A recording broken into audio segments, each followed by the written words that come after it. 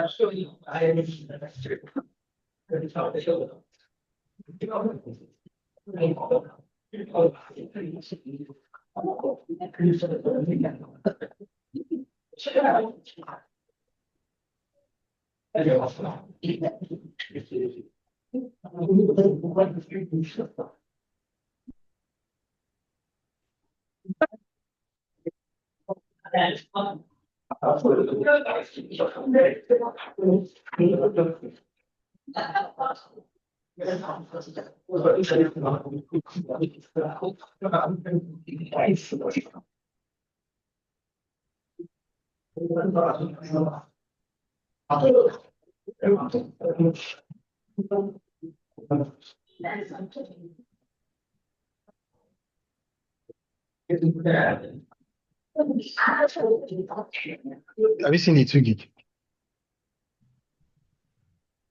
I've not seen anything. Check your data. Let me check. I've not seen it. We send it. I've not seen it. Let me check spam.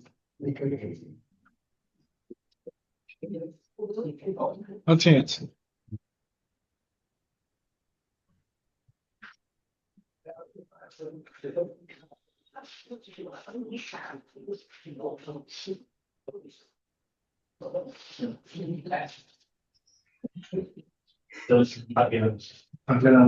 You see my picture there?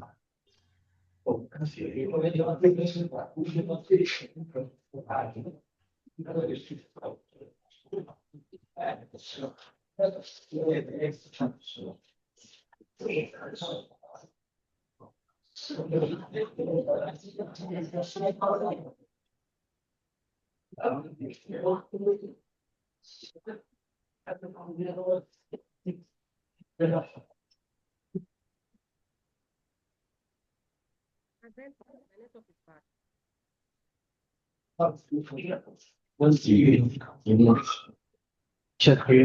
What is it? No, you don't see it. Check.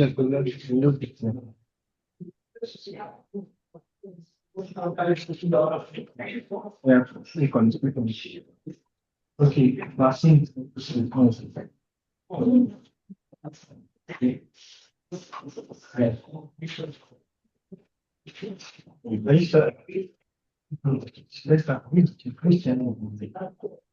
So the chair is on the soup.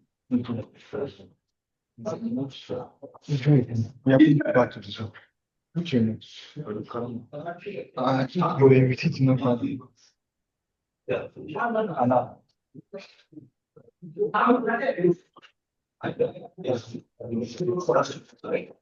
Good morning, sir. Hello, can you hear me? Yes, we can hear you on Zoom, but we need to confirm if they can hear in the room. Yeah, we can hear you too, sir. Okay. Okay, so can we start? Yes, we can go ahead, sir. Okay. Yeah, so good morning from here. Good afternoon to those that are joining us from Nigeria. I know our time is fast spent, but I would just want us to quickly launch into the presentation so that we focus more on the fascinating ideas that our presenters are going to share today. And then at the end of the presentation, there will be room for questions and answers directed to all the panelists. So the idea is to have panelists present for about 12 to 15 minutes, maximum of 15 minutes. And then at the end of the presentations, we are going to have a general Q&A. And without further ado, I would invite Mrs. Bridget Omori. Am I correct? Yes, sir. Please, can you hear me? Yes.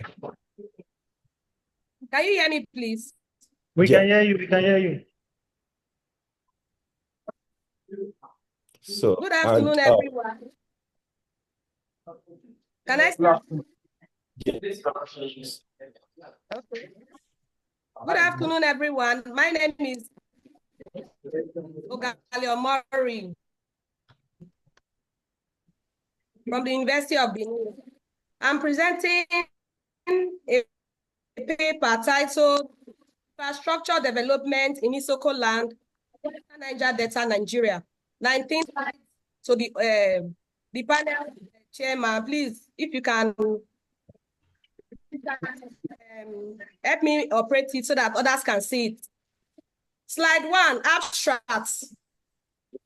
Is comprised of a group of people known as they are one of the ethnic groups in present-day Nigeria. This paper, the British colonial administration and the development of infrastructures in Isoko land. It also examines post-colonial development of infrastructure of 1976.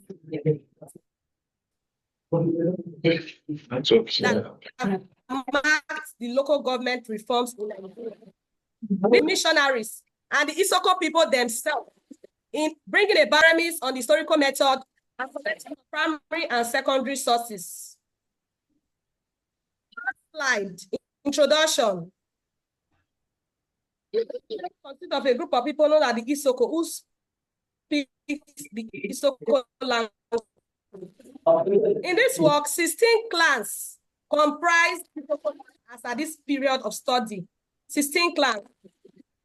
Uzere, Ozora, Emede, Ikite, Erowa, Okpe, Isoko, Ole, Iyede, Iri, Olomoro, Emevo, Owe, Ewe, Ume, Aviara, Opagbe, Elu, and Omede. What is infrastructure? It is a material. First, so the basic physical and organizational structures that a society requires to function. Slide 4. So slide 5. You go to slide 5. If you go to slide 5, you find a map of Isoko showing Isoko. Slide 6. Slide 6. Pre-colonial administration of Isoko land. Isoko land had its own indigenous system of local administration.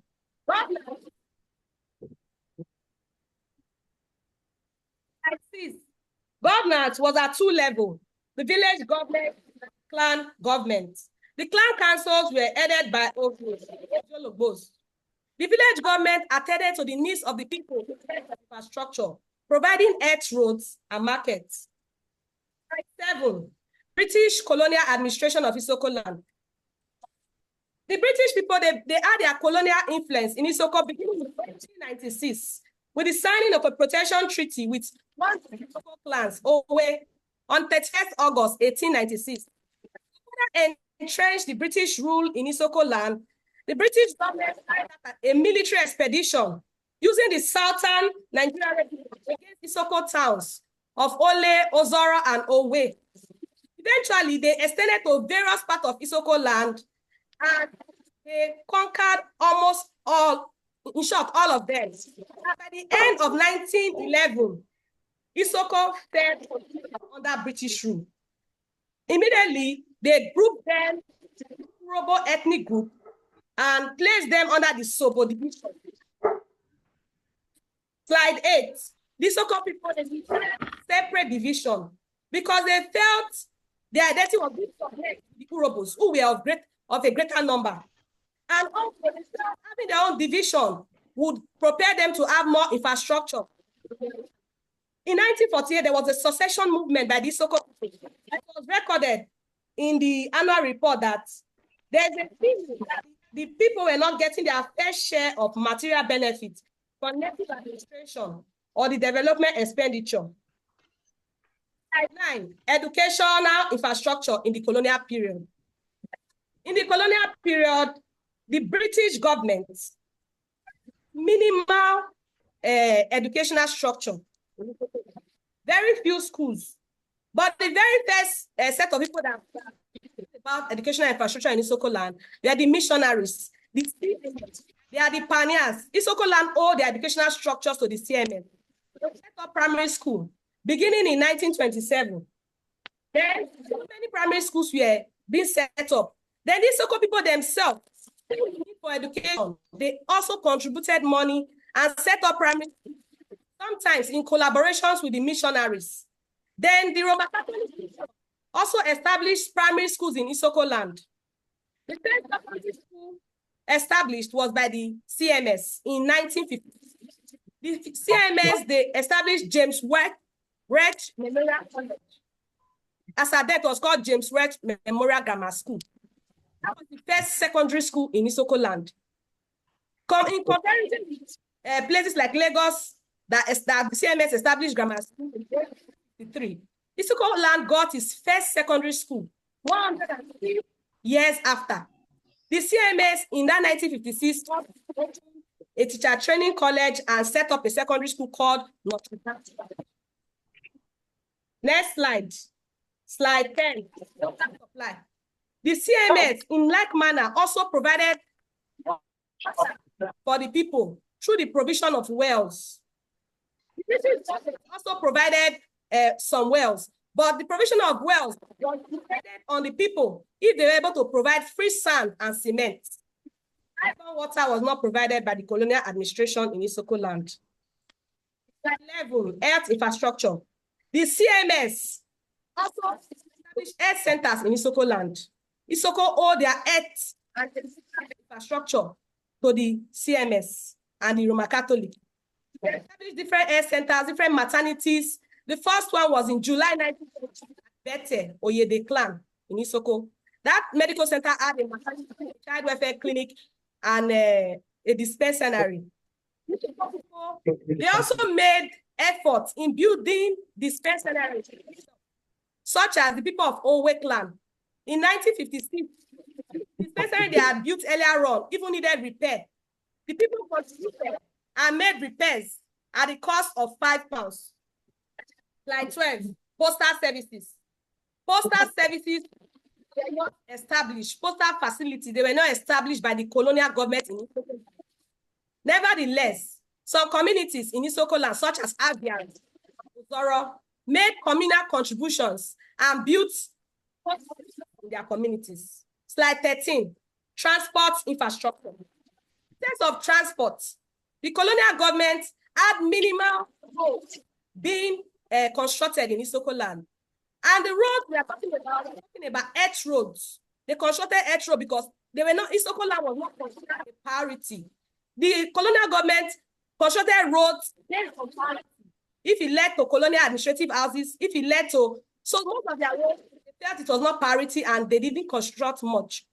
And the few roads they constructed, it was earth roads. We have roads like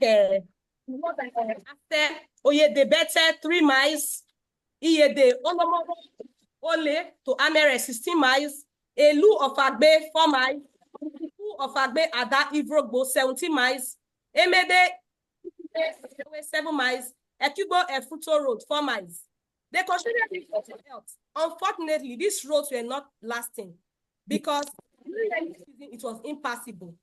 The people suffered from lack of roads. So the extent that sometimes they had obstruction carrying out activities like going to the market. There was even a time they could not go to the market. It was recorded they could not go to the market because of bad roads. The people still suffering of not having good roads. They still constructed some of this road through self-help development. They contributed money, sometimes in collaboration with the native authorities. For instance, in 1952, the Iri Uzere Road was undergoing attempt by the people. It is recorded, dated January 1952. The assistant district officer said, attempts are being made by the Uzere people to build this road. Their enthusiasm is great, and they are going to and employ a contractor. I consider this job a tremendous job. However, they deserve any help we can give. It is possible that this to be beyond the means of usury people, even if the native authorities, which is not possible. Slide. Even when, continue with that slide, please. Even when crude oil was discovered in Isoko land in 1958, road development was still at its lowest ebb. The oil industry, such as Shell BP, they were mainly concerned about the oil wells. They rehabilitated some of these edge roads leading to oil wells when the need arises. Despite Isoko land having this price commodity of oil, in Nigeria after Olobiri to discover oil in commercial quantity, yet they suffered lack of good roads. Market. The people contributed and used market stores and shared for themselves. In terms of economic infrastructure, Isoko people, they built markets, they had oil mills, they had rice mills. Those were the activities they carried out in terms of economic infrastructure. Market development the government was not really interested until the 1950s. That they took and they started building some stores. Post-colonial development, slide 15. In 1960, Nigeria gained independence from the British colonial powers. The people were happy because their quest for a personal was soon to be actualized. They have been since 1950, they have been writing petitions, appeals to the British government for the creation of the division. They felt that the division and Isoko division would development of infrastructures to Isoko land. Eventually, in October, precisely October 7, 1960, the desire of an Isoko division was granted. Isoko land got. Unfortunately, despite having a division, the council was not responsive. Slide 16. They continued their self-help development. They built schools such as at the cost of £40,000, grammar school in Ole at the cost of £10,000, trade school in Ole £41,000, etc. The Midwest government, slide 18, tried to bring about some infrastructure development, seeing that they were rural areas were lacking. And they renovated the hospital at Ole, a 24-bed hospital, and the hospital, they built a brand new hospital with 90 beds in 1970. They did not carry out much road development. Conclusion/finding. Slide 19. Infrastructure development in Isoko land during the period of study was at a slow pace. Under British rule, Isoko land had adequate infrastructures. The British, they were guided by the philosophy of goal of colonialism, which is the economic exploitation of the agricultural resources of the people. Isoko palm oil had been going to the British colonial government through the Patagonian routes. The few available infrastructure created, especially in education and health, was mostly provided by the missionaries and through community self-efforts. In 1976, the Nigerian federal government saw that the rural areas were lacking infrastructures and decided to bring about the 1976 local government reform. Up to 1976, where this study ends, Isoko land remained essentially rural. Thank you. Go to slide 21 for the reference. Thank you so much.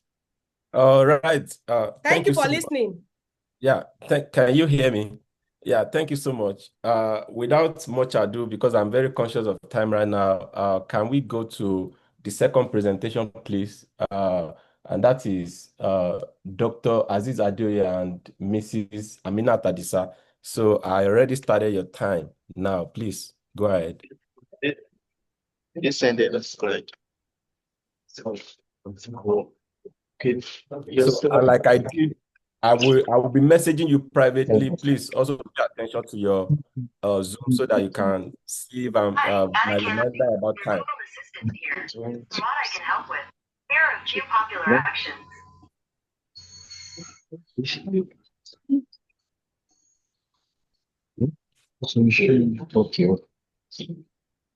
Which email was to be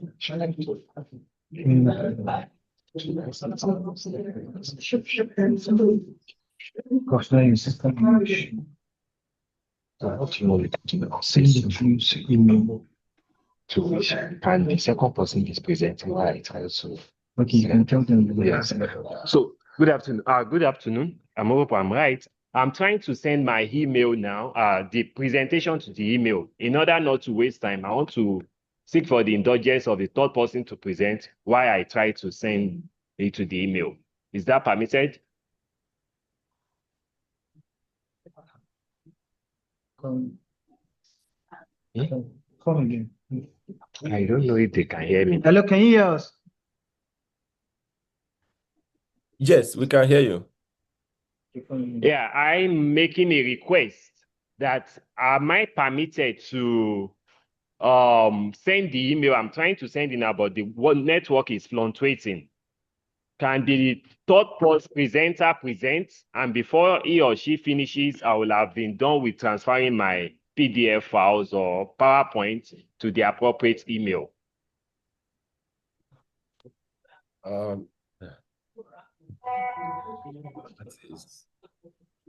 Because I already started your time now, and we are so pressed on for time right now. So, Ebenezer, I think I'm the third one. I don't care. I can present. okay. I'm ready to present. Yeah, if it's okay for everybody, I think it will be easier. No? Yeah, I think once you agree to do that, okay. Thank you. Let me share my screen.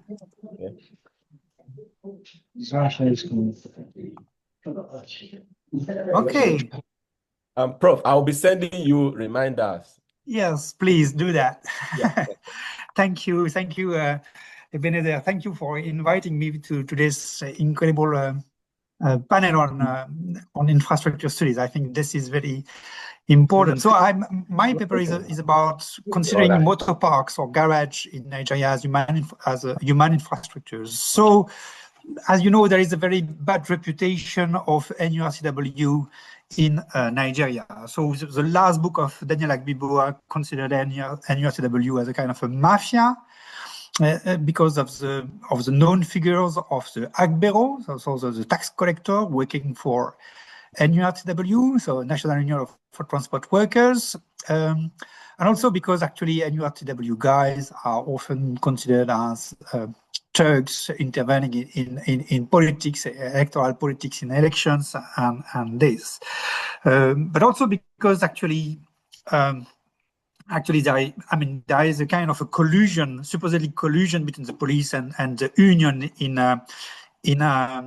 their daily agreement. So it seems that, yeah, NURTW looks like a form of just corruption, patronage, and violence. And I want to say, I don't say that this does not exist. I see that there are many other things, other dimensions have to be looked at. My own understanding of NURTW has also evolved over time. So a few years ago, I was considered NURTW just as a kind of a organization which was violent, contested, and clientelistic. So that was one of the arguments I made some time ago. But I also consider that actually the leaders in NURTW try to impose their power on the drivers and also on the Agbero, in one way or the other. But I also consider that NURTW has to be looked at as a kind of a coercive organization, and I will explain that in a minute. So in terms of access to fieldwork, you need to negotiate some kind of authorization with a state chapter in Lagos, which is very possible. They are quite open and they are even quite happy that we do some fieldwork in the different garages in Lagos. So this is generally negotiated by myself and by some of the research assistants I've been working with in the past 5 or 6 years or so. in the last 2 years, I've been also added a visual dimension into my project on writing on this organization with Nigerian photographer Andrew Eziebo, who is doing just incredible work on Lagos popular cultures in one way or the other. So I've been working with him, and so most of the photos that are shown in that PowerPoint are coming from Andrew. So if we think of the motor parks in Lagos, of course we think of a kind of an apparent disorder that is well represented by the kind of photos that has been presented on screen. But that's just one thing. We have also to think of the motor parks, which are run by NURTW as a product of adjustment structural program, which has reduced the size of the states in a way, and gives the power to NURTW to run the motor park. So that happened in the 1980s. So this is what Achille Ben may call the gouvernement privé indirect. So we can also rely, if we look at the infrastructures, as of course a very famous article of Abdou-Malik Simon, people as infrastructures. However, I'm not using that expression or that concept, people as infrastructures, not because it has become so popular, not only in Africa, all over the world, but because I think Abdou-Malik Simon is excellent in showing the solidarity in that kind of street economy, but is less interested by infrastructures themselves. I mean, by physical infrastructures and by institutions. While I think that NURTW is really an institution that matter and provide a kind of power relationship in motor park. So I'm more relying actually on Loon's work, considering actually these institutions as a kind of a twilight institution, because they are exercising public authority in providing a variety of services for the population. And in that case, in the case of motor parks, so the union is controlling the park, is regulating the park, and they're also providing services in one way or the other. So I've been working in different parks, but the photo I'm showing here are just from Obalende, where a motor park I worked for 5 years, coming at repeated times. And so I'm coming back again to this photo, which is seen from the streets. I mean, these disorders seem to be on the main thing if you want to qualify those motor parks. But if you see it from the top, actually, that photo was taken by Andrew Eziebo with his from the top, for 100 meters, you can understand that there is a lot of regulation and rules concerning the motor parks, and so there is this queuing up of these different downfall along the street, and this is very well regulated by the different union. And if you look at, so there are different units in Obalende. There are 19 of them, and I've been looking at one of them, especially, which is the Yaba unit. And you look at this unit, which is a very small portion of space, which is below the bridge, under the shade of the bridge, which is very important to avoid the sun. And this is really controlled by the unit. And so what is the kind of services that the NURTW is providing in that kind of space? And here I would like to come back to the two figures which are kind of archetypal figures in Nigeria. So the chairman and the Agbero, but looking especially at Bobby as an Agbero, and Sunday as not a chairman but a secretary of the unit. So Bobby so the Agbero in the popular understanding or in Nigeria is very much related to violence, domination, exercising forces of the drivers. But what I've been witnessing for the past 5 years is not very much about that. I don't deny that Agbero are using violence in other places, but here I just want to emphasize all the ways of doing things and providing services. Here we see him in the morning in Obalende taking care of the students going to school and being careful of all the students jumping into the right buses to go to school. So he's really regulating that without too much enforcement, even if he has this kind of a baguette at the end. In the end, I think he's not using it. He's using it to be sure that he's understood as a kind of authority, but without exercising too much of a domination. Here we have Sunday, who is so Bobby has been doing that work for 23 years now. So he's an Agbero for 23 years, which is in the same place. And he's not getting a lot of money from doing that work, because money he can get is just after he remitted some of the dues to the union. It's a fixed target every day. So after that, he collects the money for himself, but at some time at the end of the day, he does not collect anything for himself.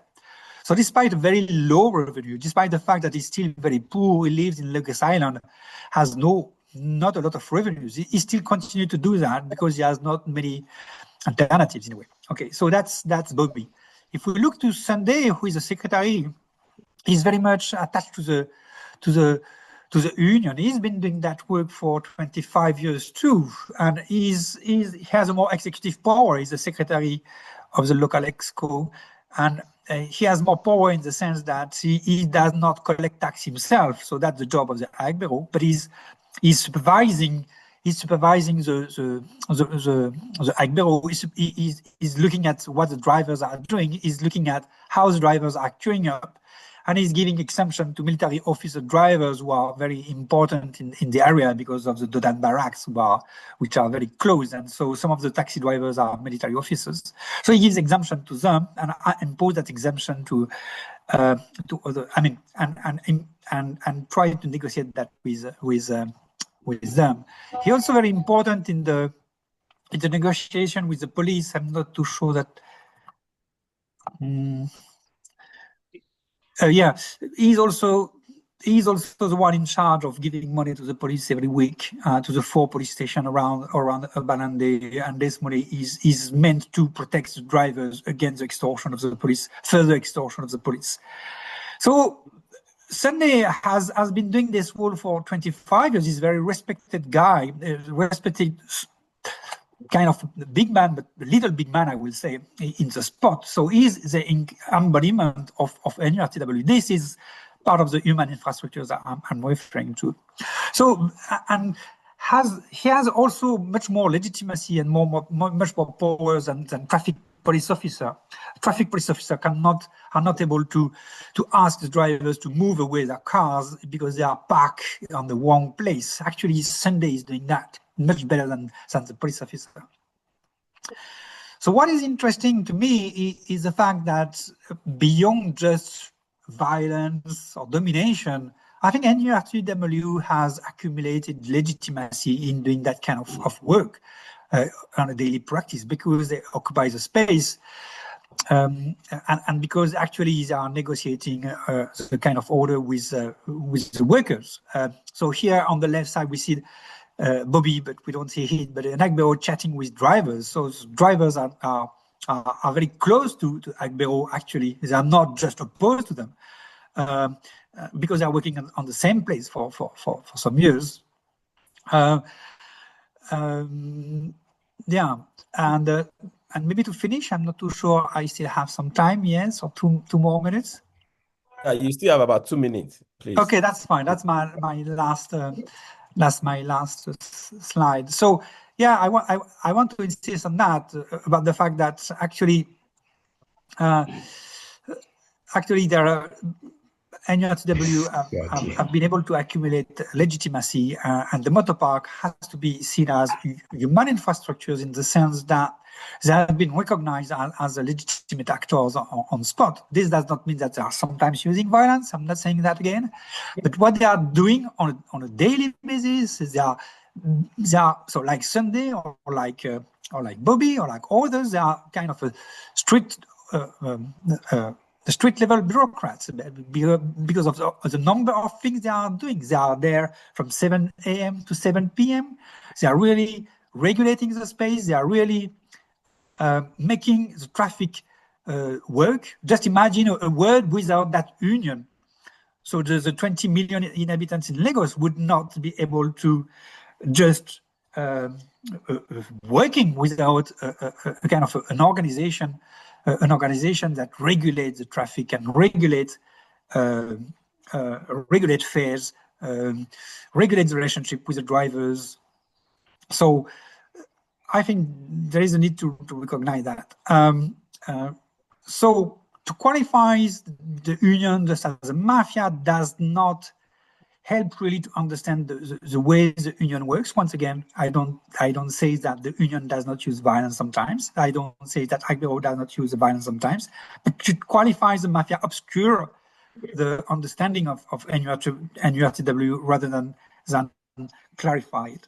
And I will finish with that, with the fact that they provide services as a human infrastructure. They provide services on a daily basis, which is recognized by the population because they know who are in charge of authority in the place. And yeah, so I will stop here, not to take over too much of my time. And thank you for that, for your attention. Thank you so much, Prof. That was like the first presentation to that was very insightful. So because of our time, can we move on to Dr. Aziz now? Are you ready now, please, very quickly? And because, we had 2 minutes trying to figure out the PowerPoint, so could you do that in 12 minutes? Yeah, thank you very much. Thank you very much. My name is Aziz Adeoye, and I'm here with my co-presenter, Mrs. Aminat Bello, and our presentation is on infrastructural development and institutional support effect on female Liberians' career development in Southwestern Nigeria. We make some introductions with the problem, the basic, and the like, then straight to the introduction. Infrastructural development and institutional support are a real multi-dimensional phenomena whose analysis is critical to understanding career development, especially among female.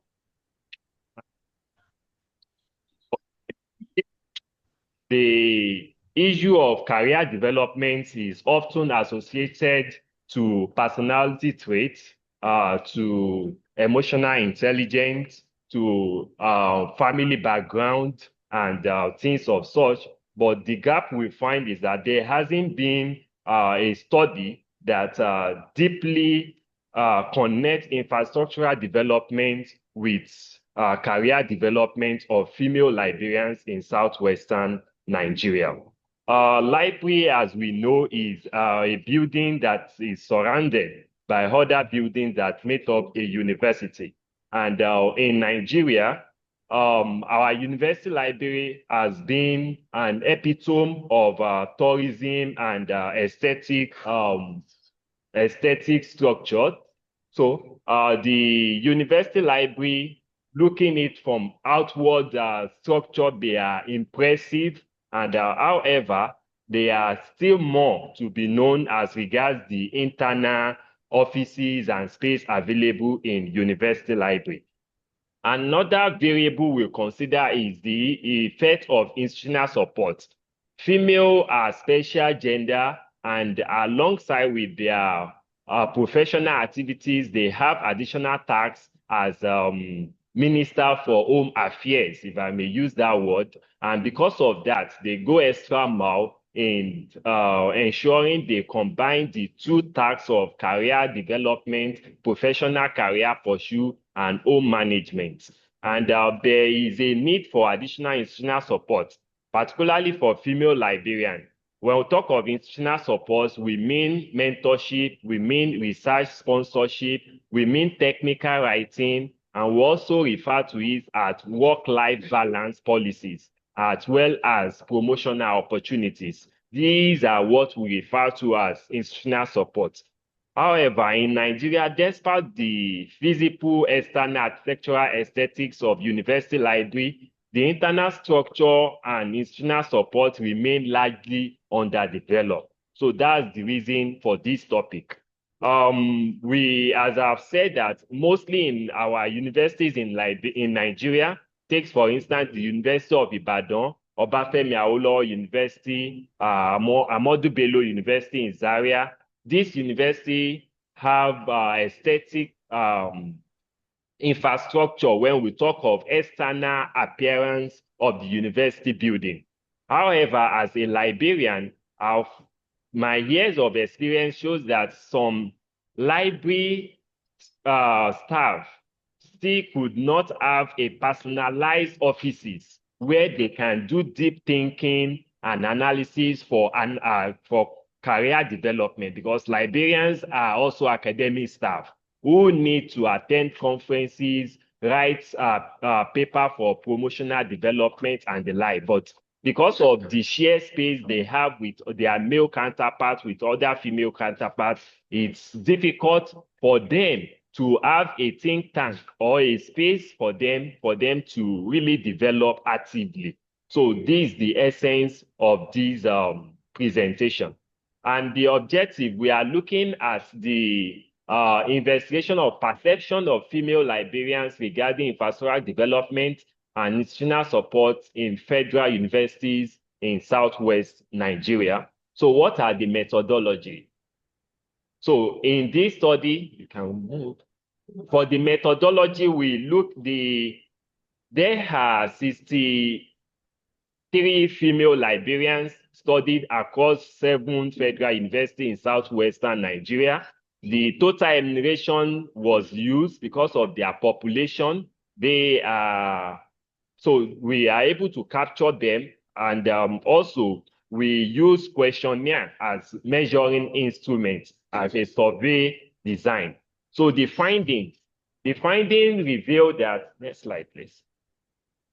Majority of the 69% of respondents said general infrastructure are satisfactory, though we have 30% who are skeptical about that, is the infrastructure is not satisfactory. Also, 67% indicated access to personal office space, but nearly 30% lack these spaces.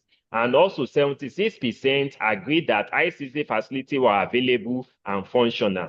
And also 85% believe infrastructural limitation negatively affected their career goals. This aspect is actually the to balance our study, because the 3 other mentioned are all positive. But this one that believe that infrastructural limitation negatively affected their career growth, which is 85%, a whopping 85%. And that alone justifies the reason for us to continue on this study. Next slide, please. Also on career development, the finding revealed that higher career development correlated to active participation in networking. The female career librarians engage extensively in networking, and we have low ranking score pertaining to evaluating personal progress. So overall, the mean that we get there is 2.82, which is regarding that, which refer that the level is lower than the expected average mean, which is 4.0.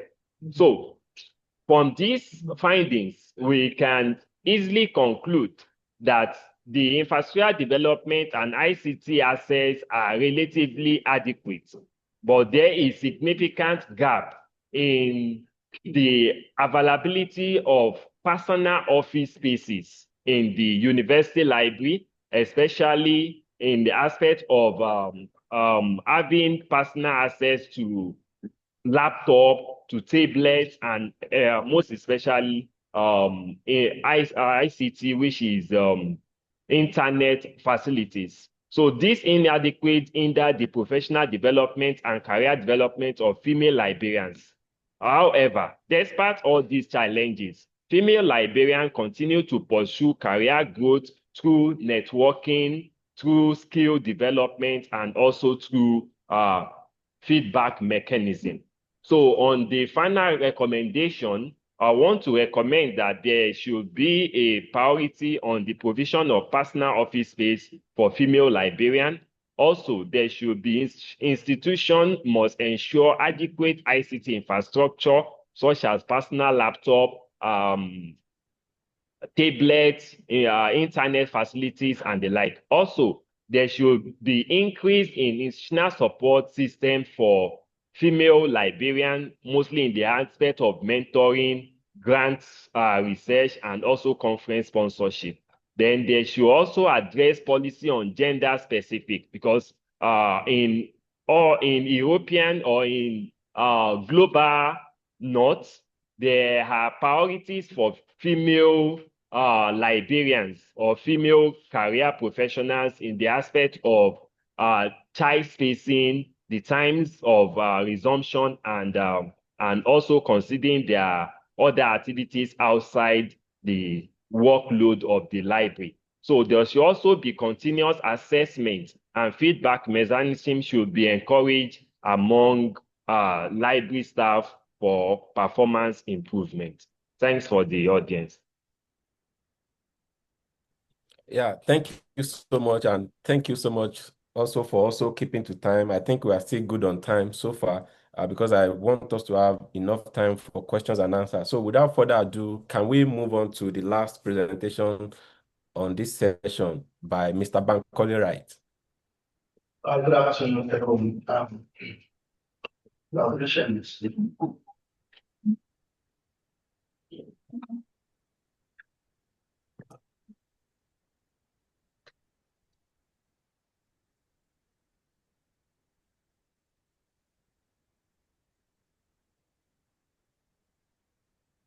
So I already started your time now.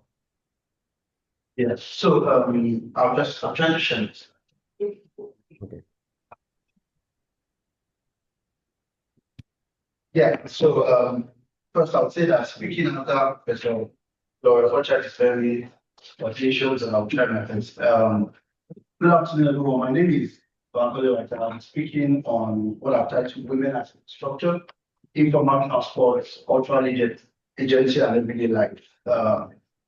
This work is from my poetry work in Oshodi, in Lagos, where I studied street life. I'm working with informal transport workers, union members, and other informal urban workers associated with them, such as street vendors. So for this particular study, I followed two transport women, such as a woman called Mode, who is an officer in the NERTW, an NERTW member. I followed a bus conductor who likes to be called a conductress by name Kikaluma.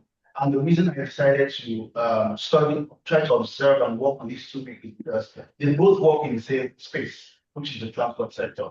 So in trying to understand women as infrastructure, I decided to work with both.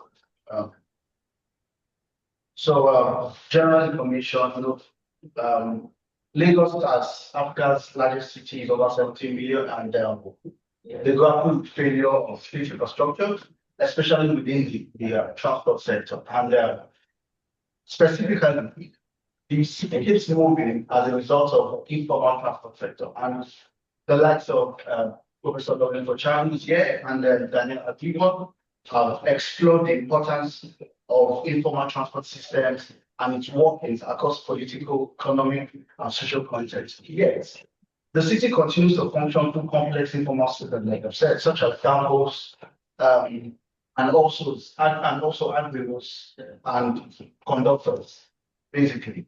However, among these people are women whose vital contribution remains largely invisible, despite their central role in keeping the city moving.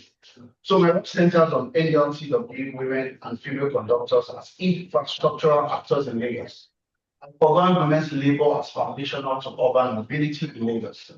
I argue that these women, female admirals and conductors, are not simply part of the system, they are infrastructure. Their labor, often overlooked, sustains the city's mobility and urban life. And I raise three questions here. How do women in Lagos informal transport sector perform infrastructural labor how is gender negotiated, and the likes. I build on some scholarly works, the likes of Abdulmalik Simon, people that infrastructure, which talks about the relational labor and improvisation in African city at the face of the state's deficiency of infrastructural deficiency and how people become infrastructure themselves to navigate these problems. But I extend this work by bringing in feminist urban theories and the idea of performative street. So I liked how infrastructure is also gendered, embodied, and affected. I finally situate my work within African urban studies, the works of Simon, at Billboard 2018, Fortune 2022, and 2023, and Akiwole 2024, which emphasizes questions of informality, urban brokerage, and urban improvisation, while I address questions of gender.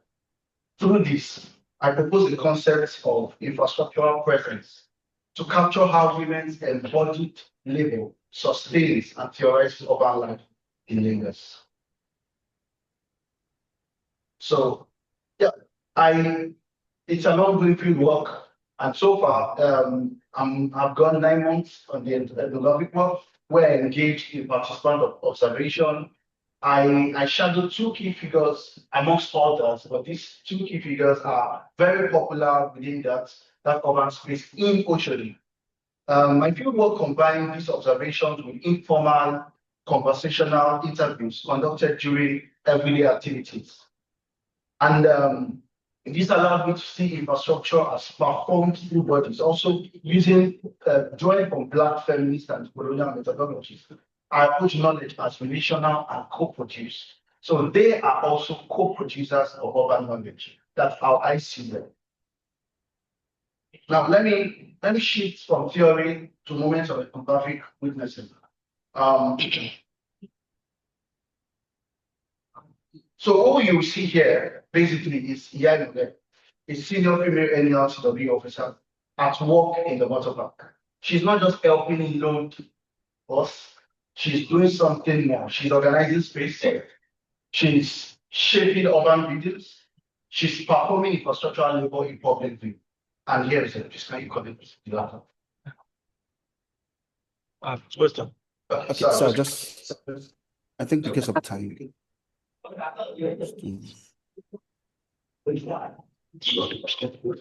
Sorry. The video is not good.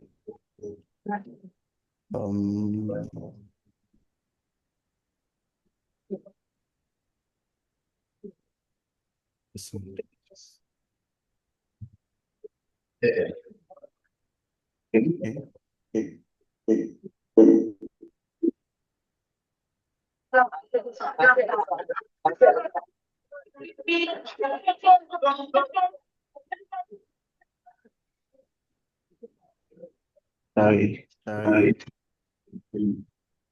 So I'm trying to get the sound.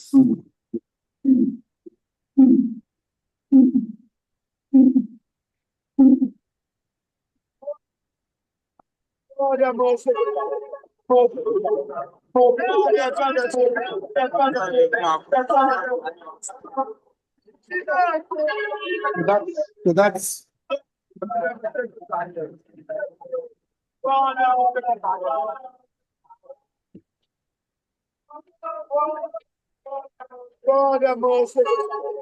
it's no.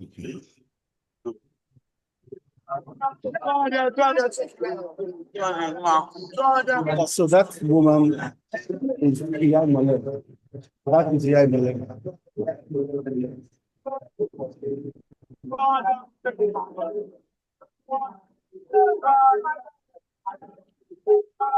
Okay. Yeah, here is also another view.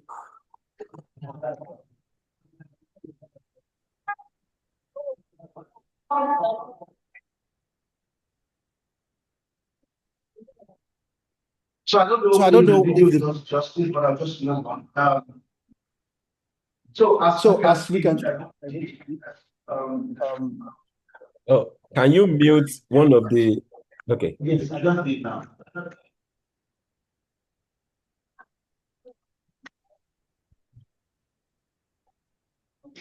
Okay, so all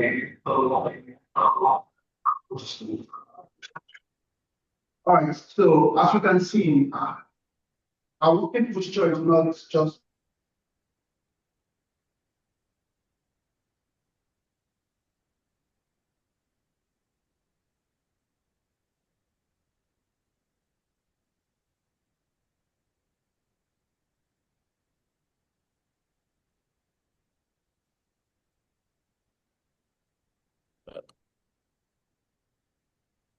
I think you are muted. You are muted. We can't hear you online right now.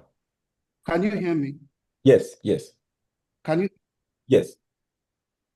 Yes, yes. So I don't like the video, right? I don't know if he has done justice, but I'm just gonna explain. So can you hear me? Yes, we can hear you. We can hear you. Can you hear me now? Yes. Okay, yeah, I'll just move on. Yeah, so in that moment, our hands and our voice in the air are not casual. They are part of the choreography of urban motion. This is not just informal labor. It is performative and gendered infrastructure. This kind of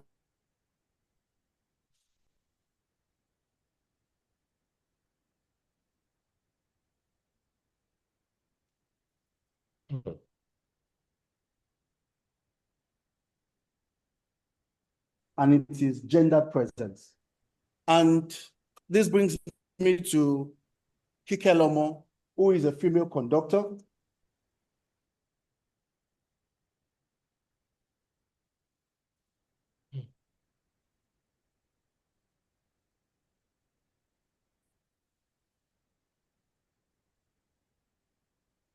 And a bus from Oshodi to Aja.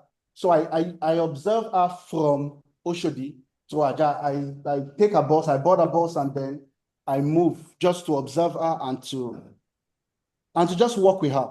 So from my observation, she's not just walking, she's orchestrating movement.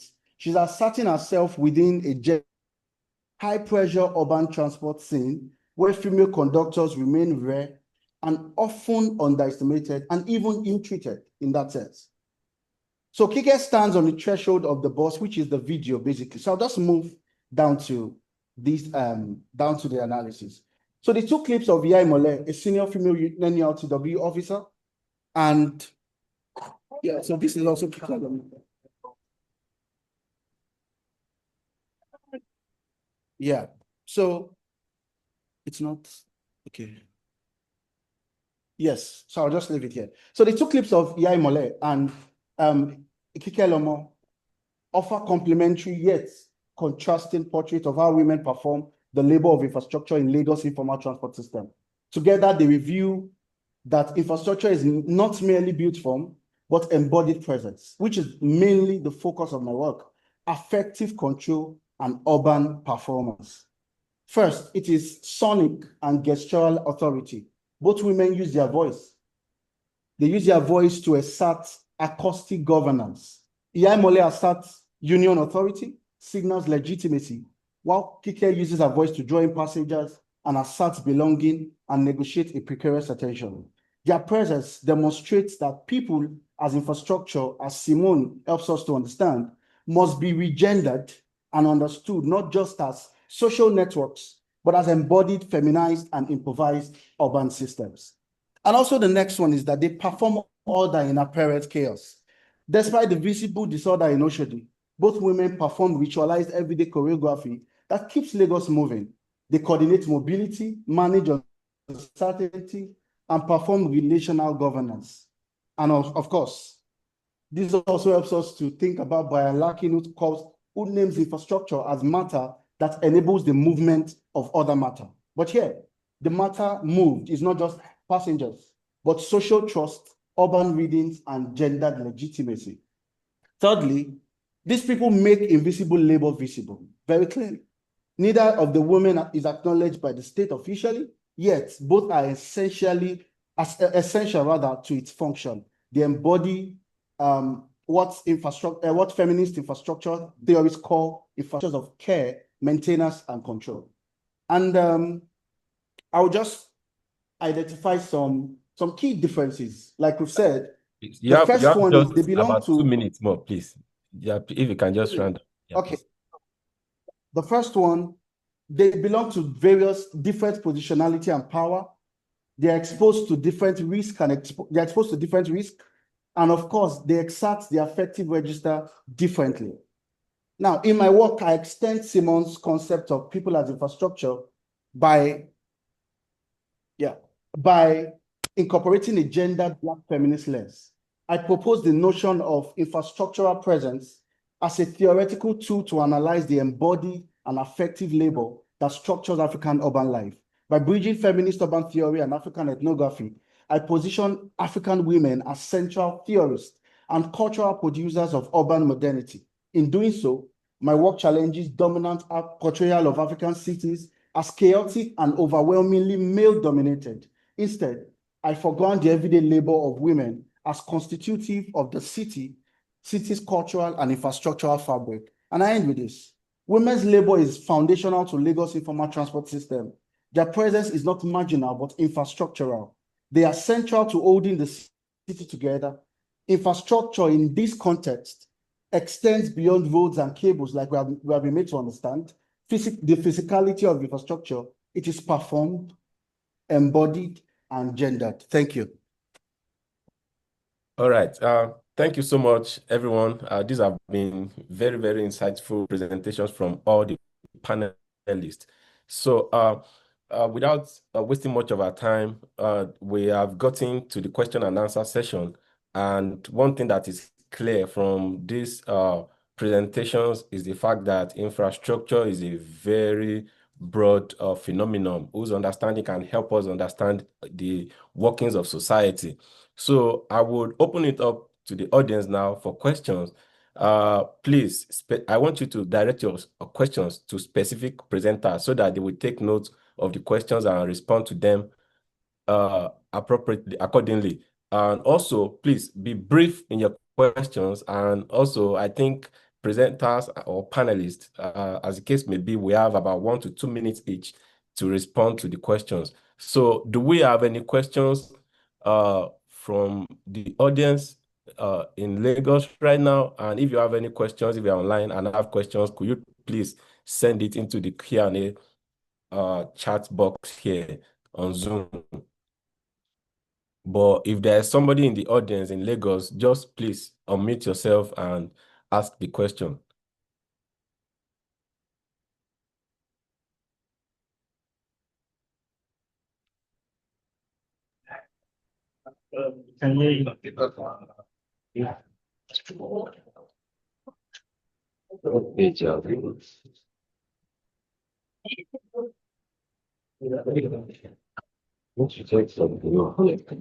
May I? Okay. Yeah. Good afternoon once again. I want to commend the presentation made by Lawrence Pochard for the in-depth study.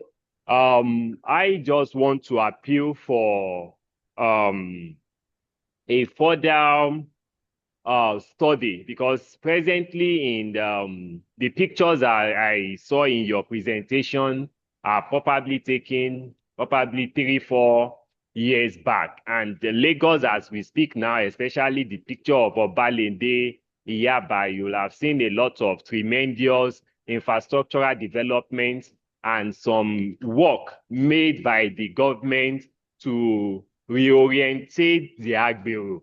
That now they now come out in uniform, they have code and rules that they have to follow, and they have ways of disciplining them whenever they go against the rule.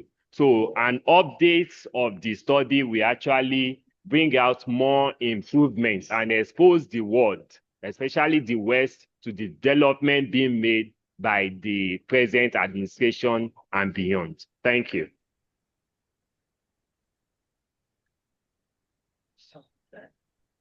Yeah, do we have other questions? And I would like the panelists to respond to the questions at the same time. So that, Any other questions from the room? And am I missing anything from the chat?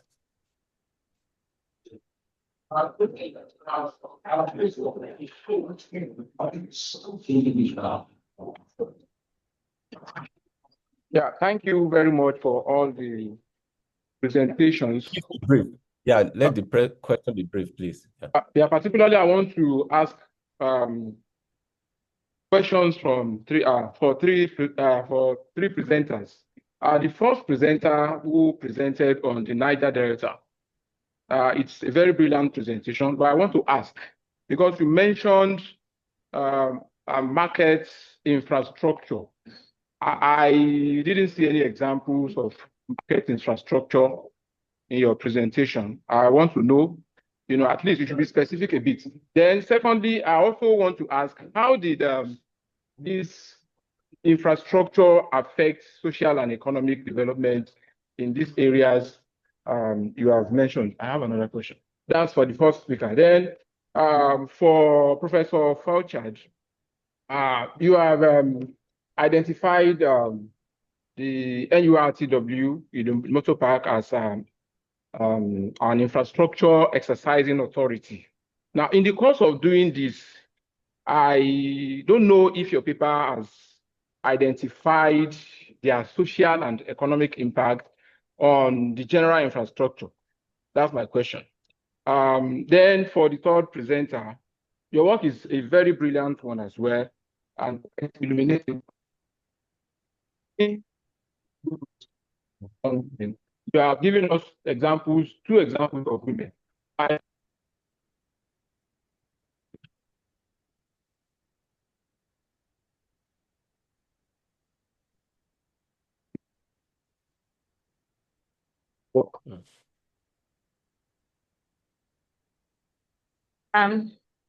Thank you so much to all the presenters. I think I have 2 questions. The first one is for Professor Fauchard, because I've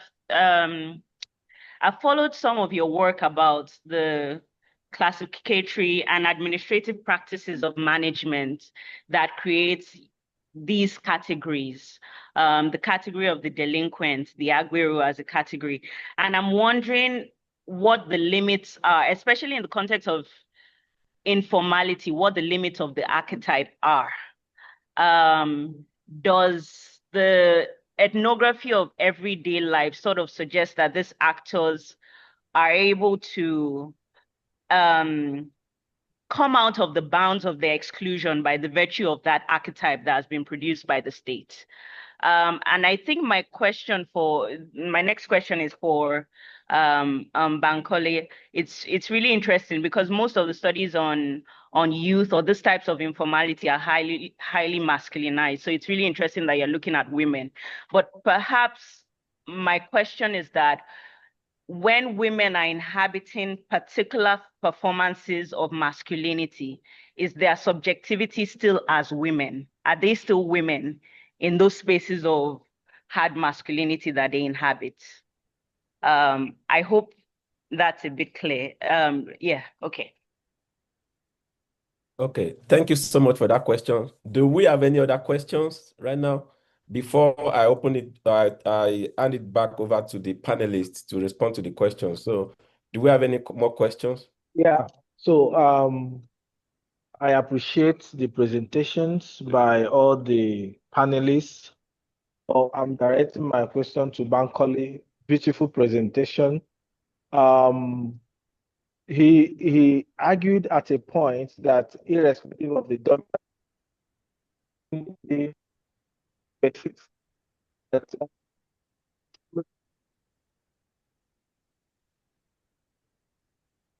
yes, we are, but you said something that it is not marginal. Looking at the dominance of masculinity in that space, why are you saying they are not marginal, or are you focusing on the fact that they are infrastructure without looking at the marginal perspective?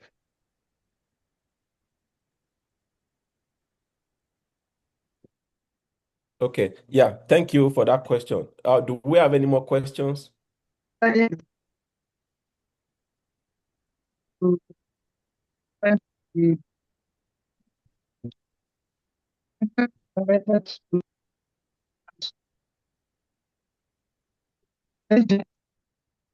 the cultural agency, as we know that aspect of cultural agency is about expression and representation. In language, are there peculiar language like the use of language?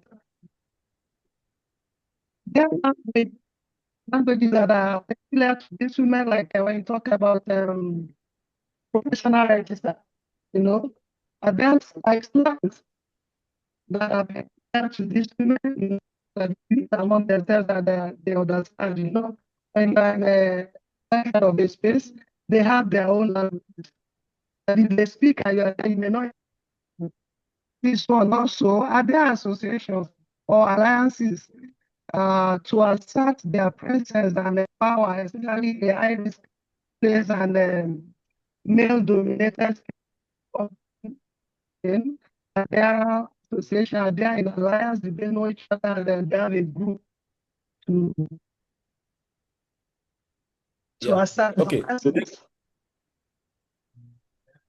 Can you hear me? Thank you so much. So that we are sure that our panelists have enough time to respond to the concerns and questions that have been raised so far. I also have questions, but I want the audience to have, to take the lead in asking the questions. Can you hear me in the room? Yes. Yes, sir. Yes. So please, I will invite the panelists to please take on the questions right now, and if we have more time, we'll be able to take more questions. But I just want to be sure that we have enough time to respond to the questions, and we'll go in the order at which the presentations were made. And please, if you can just if you can just answer the questions in about 2 minutes, that would be great. And then there will be opportunities for further engagement. So I will call on Mrs. Bridget Omori, please, in 2 minutes. Can you please address the questions? Your time has started now, Ma. Okay. Thank you so much for the question. I got 2 questions. Examples. I actually did.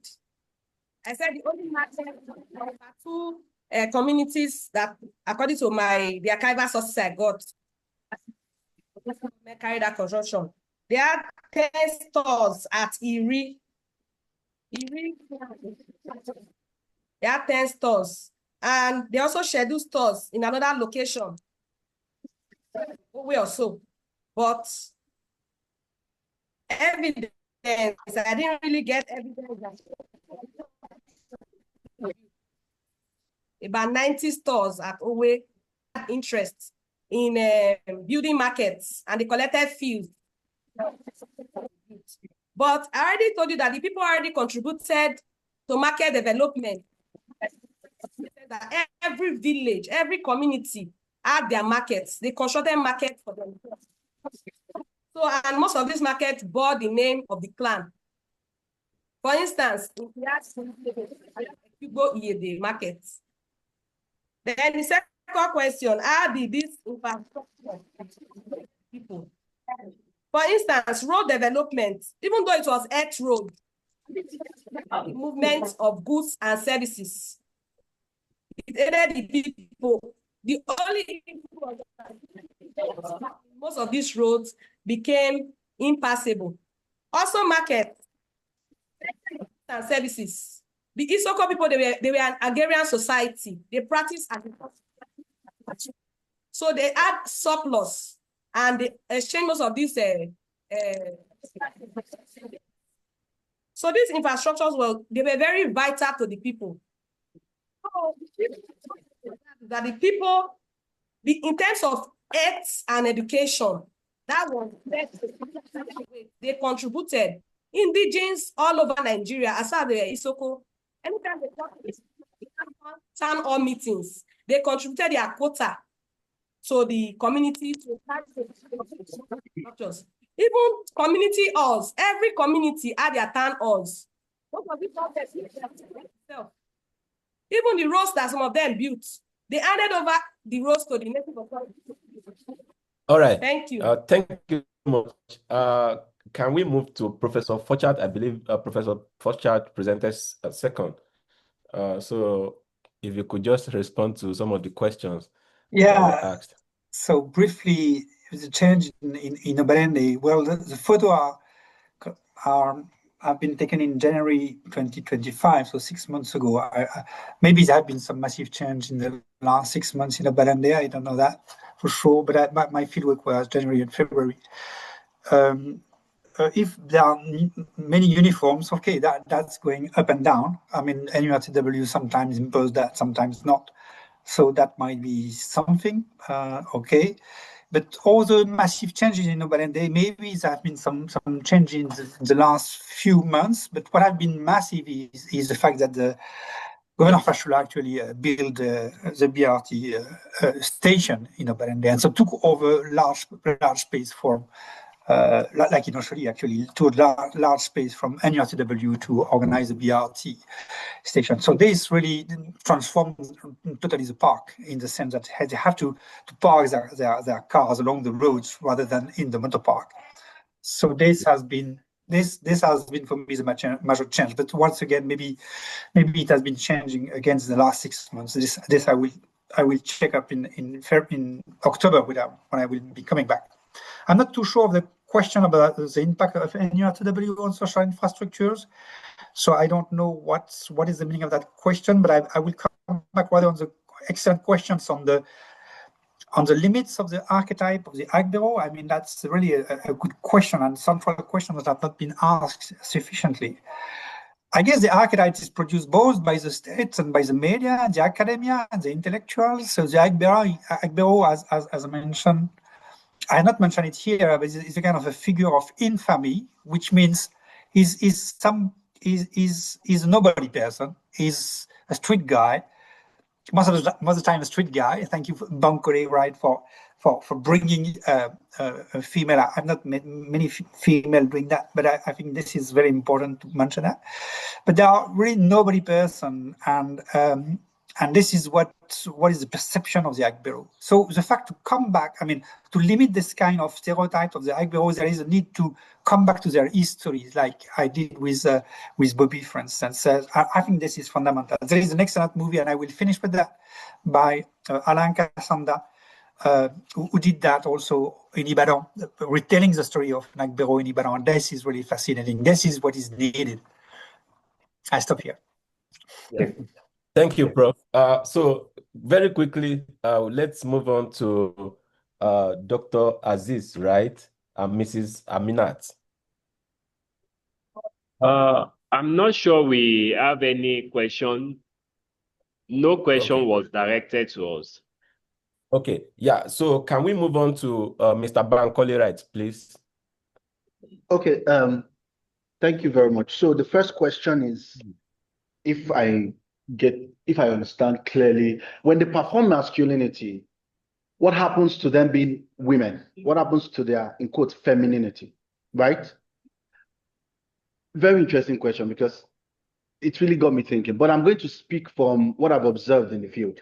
So when they perform masculinity, it is performed for an intent, like I explained here.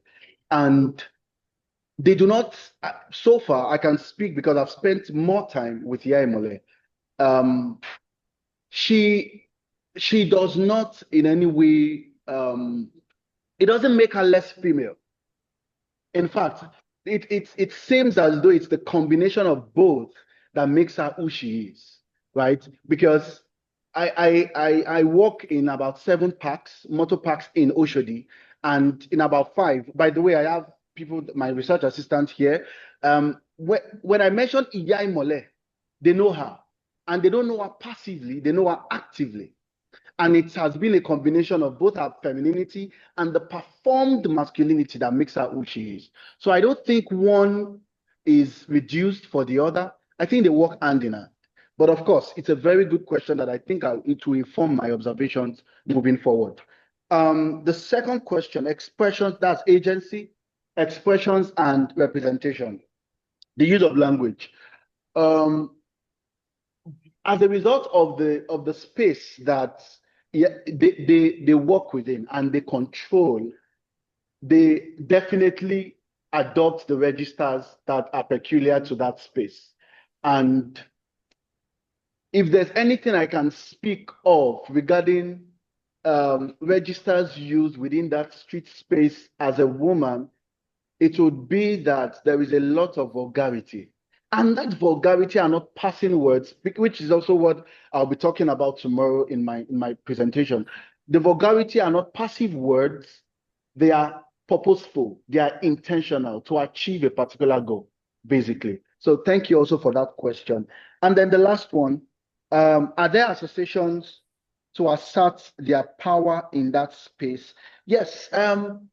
So one of the things that I observed, and also in my conversation with them, is that there is also some level of mentorship that they are doing. As women, they are mentoring other female conductors, for instance, other female agberos, and they're still working within the same space. And it is, of course, the combination of all of these mentorship that builds that organization. Now, it may not be formal, but it exists from my observation. And then the question of not marginal. Yes, my use of the word not marginal is Please because round up. Sorry. Yeah, because one of my arguments is that they exist, but they are less recognized. So I'm making the argument that their infrastructure, they are not marginal within that space. Do you understand what I'm saying? They are not marginal within that space because they are integral to how the informal transport sector moves. Right? I'm not speaking of what is, right? I'm speaking about what should be in the context of the study. Yeah. Yeah, thank you. I think we have about 1-2 minutes for maybe one more question. Do we have any final questions from anybody? There's a question on it, I guess. You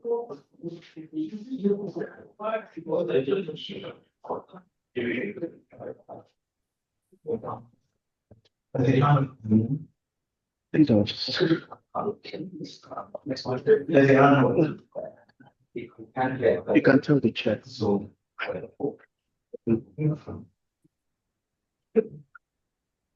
is someone asking a question? I can't seem to hear. Yeah, there's a question on Zoom though. Okay, yeah, please, if you can just respond to that quickly. Okay.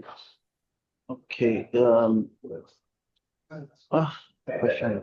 Yeah, so what are the roles of women in the leadership of any today? So yes, I'll speak of Iyai Mole briefly. So Iyai Mole is actually an officer in the sense that when LASMA police comes to take their boss, they send Iyai Mole to go pick the boss. And they don't send her as a servant, they send her because she's a leader and she controls that space. So it is very integral. Aside what she does as infrastructural, the mobility question, she's also very important to that NERTW organization. And then one of the statements she made to me, which I remember, she said that her boss asked her, no, she told her boss that she doesn't want to be on the field, that she wants to go into the office. And the boss said, if she doesn't, who will? That she should just please remain on the street in that sense and keep overseeing things. So that shows how important specifically Iyai Mole is within that organization. So she's a leader. To answer the question directly. Yeah, thank you so much.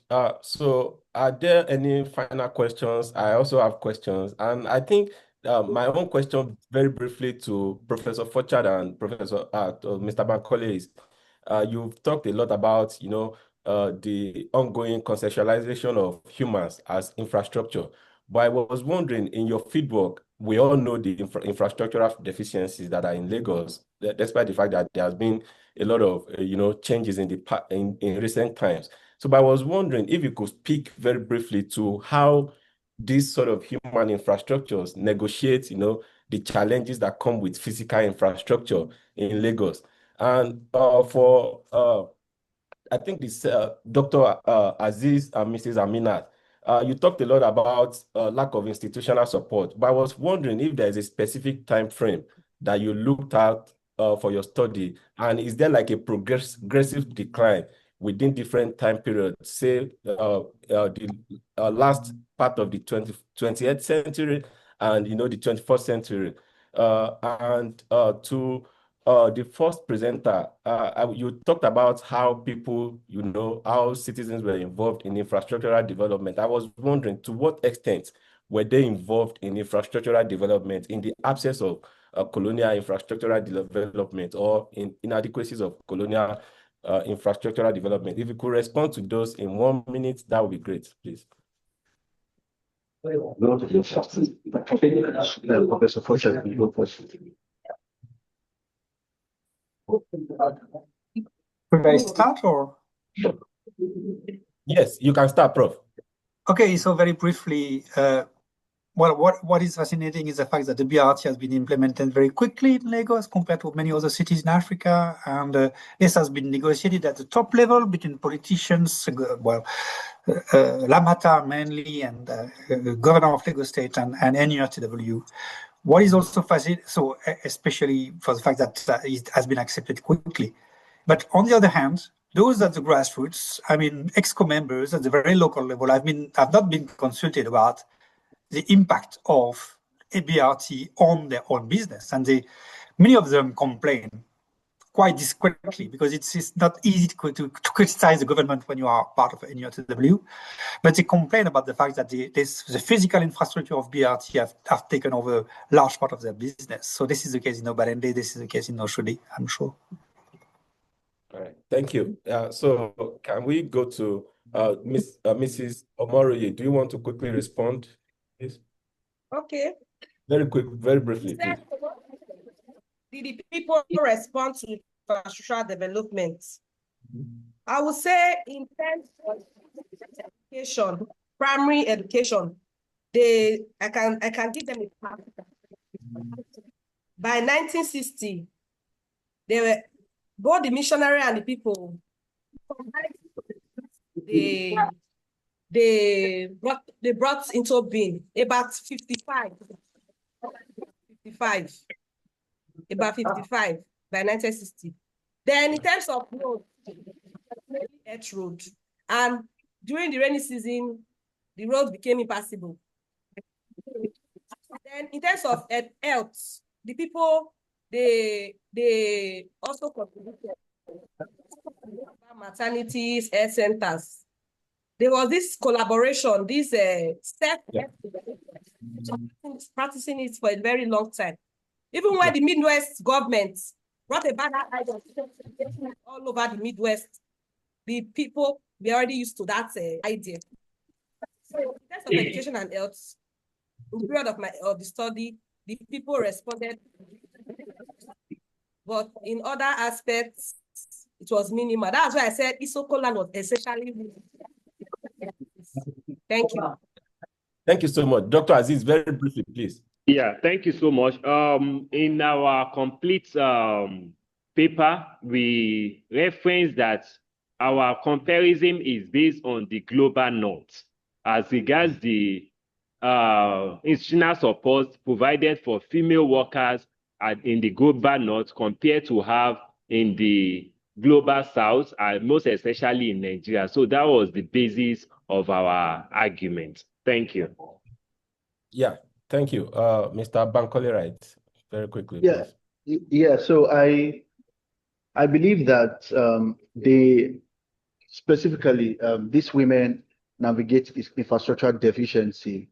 Of course, within the transport system, their existence first in that space is a product of infrastructural deficiency, formal infrastructural deficiency, and in the face of such deficiencies, it's quite complex for them because there are certain challenges that they have to face as women. As women, of course, in the male-dominated space, but through negotiation, because there was one instance where Yai Mole was talking to me about how she has to relate with some of the men in order to get certain stuff, but through some negotiations that are effective. Let me use the word effective very carefully, but through negotiations that are effective, they, in quotes, get their way past some challenges that affect them in that. I don't know if that answers your question. Yeah, that's great. So we've run out of time, and I just want to thank everybody, thank our panelists for their very wonderful presentations, and huge thanks to the audience for for attending and for your very insightful questions too. I think this might be a good point to anchor this part of the panel. We have another panel coming up. I think that's 3:45 p.m. Today. Also, we will encourage everybody to please be part of that session too. So if there are no last minute words from anybody, I think we can call it a day at this point. And if there are further questions from the audience, the email addresses of all the panelists are listed in the program. So please do send your questions directly to them, to their emails, and I'm sure they will be happy to answer your questions. Thank you, everybody, and I will see you all in part 2 of this panel. Thank you, Ebenezer.